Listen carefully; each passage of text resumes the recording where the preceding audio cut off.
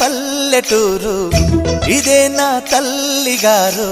మా ఊరి పాడి పంట రాములోరి దీవెనంట.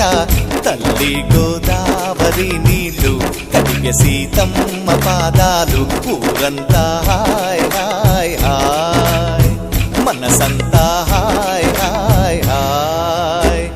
ఇదే నా పల్లెటూరు, ఇదే నా తల్లిగారు. మా ఊరి పాడి పంట రాములోరి దీవెనంట.